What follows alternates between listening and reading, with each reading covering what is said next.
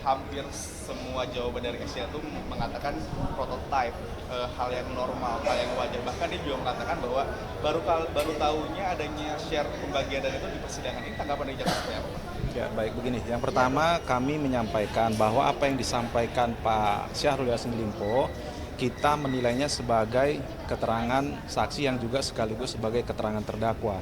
Kalau dalam hukum pidana itu, hukum acara pidana khususnya, terdakwa itu mempunyai hak ingkar atau hak untuk tidak memberi keterangan yang sebenarnya. Tetapi kalau kami sudah memiliki begitu banyak alat bukti yang kita hadirkan di persidangan yang mendukung surat dakwaan yang kami dakwaan kepada Pak Syahrul Yassin Limpo mengenai beliau menyampaikan sesuatu yang menurut dia itu haknya dia, tapi tentu nanti dalam tuntutan kami akan membahas bahwa apa yang disampaikan oleh Pak Syahrul Yassin Limpo itu tidak lebih dari suatu alibi.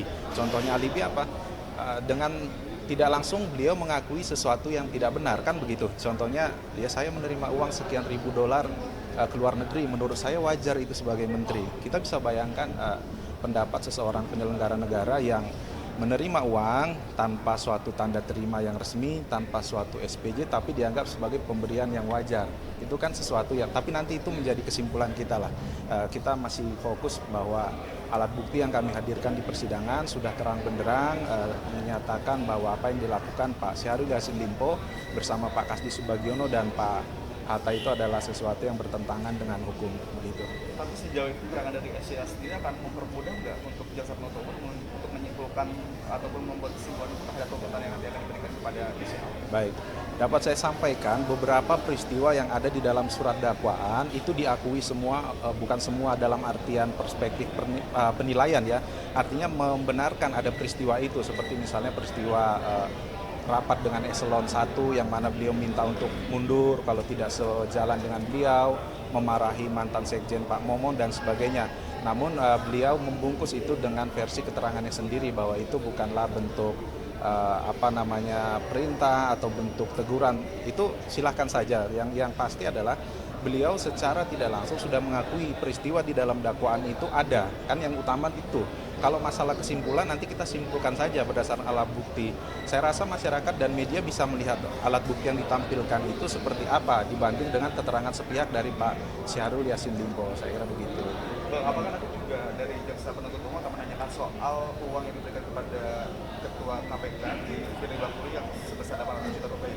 Oke, pernah saya sampaikan ya, kami akan menggali dan mendalami apa yang ada di dalam surat dakwaan. Tentunya apa yang ada di surat dakwaan adalah pasal 12E tersebut, nilai 44 miliar sekian, itulah yang kami gali. Masalah ada pengembangan hal-hal yang di luar itu tentu konteksnya bukan kewenangan atau kapasitas kami. Saya sendiri tidak dapat menyampaikan karena saya tidak mengetahui itu bukan di perkara ini, agar tidak menjadi pernyataan yang keluar dari saya yang bukan memiliki kapasitas untuk menilai itu. Saya rasa itu kalau terkait itu ya. Tapi kan ada itu dalam fakta persidangan yang disampaikan kemarin dari Kasdi sebagai Baik. saksi.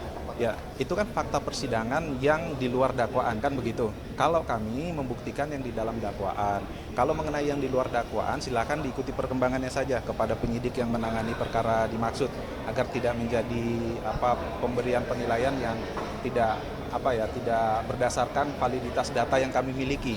Karena terus terang kami belum memiliki validitas data ataupun keterangan terkait hal tersebut. Jadi kami belum bisa mendalaminya. Apa yang kami dalami di persidangan yang sudah validitasnya kami lakukan sejak penyidikan, penuntutan hingga persidangan yang ada alat buktinya, begitu.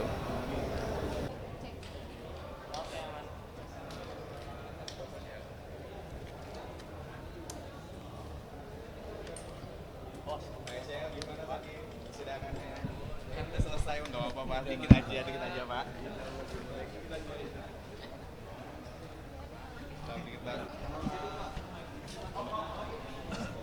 Enggak.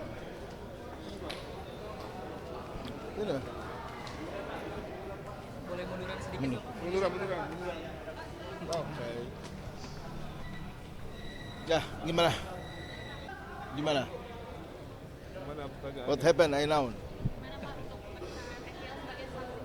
Terjawab semua. Saya kira semua apa yang ditanyakan beliau sangat firm, menjawab itu dengan baik, lancar, lugas, tegas. Tadi kan JPU sempat mempermasalahkan mengapa tidak menggunakan font pribadinya jika ingin clear semuanya tidak dipertanyakan oleh pihak dan sebagainya. Kenapa sebenarnya Pak? Saya kira pernahkah ada menteri yang membawa uang kemana-mana? Saya kira itu tidak pernah terjadi lah. Dan kalau ada perintah atau ada yang beliau minta seperti itu, tentu bawahannya sudah bisa mampu menerjemahkan atau ajudannya sudah bisa mampu menerjemahkan bahwa ada duit bapak di sini, duit bapak di sini, duit bapak di sini. Tentu itu yang kemudian diharapkan digunakan sesuai dengan yang diperuntukkan ataupun apa yang dimintakan.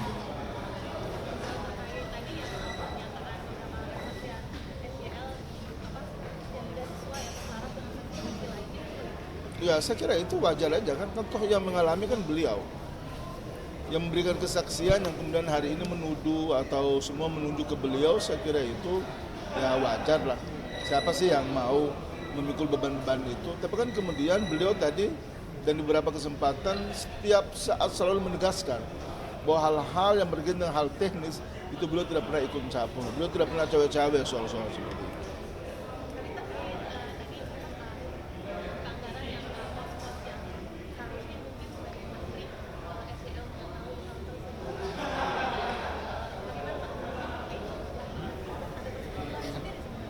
Sebetulnya begini, yang berkaitan dengan anggaran itu kan biasa ada di Direktorat Jenderal. Karena itu kan tentu berkaitan langsung dengan program-program ataupun proyek di masing-masing. Menteri kan biasa mengetahui itu yang globalnya saja. Misalnya di Kementerian Pertanian tahun 2019 25 triliun, ya udah itu.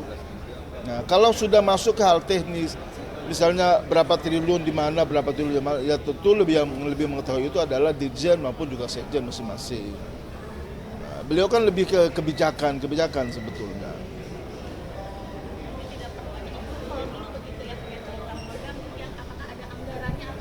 Biasanya kalau terkait dengan pengeluaran keuangan itu beliau kan pengguna anggaran, tapi ada kuasa pengguna anggaran. Kewenangan pengeluaran anggaran itu biasa ada di situ.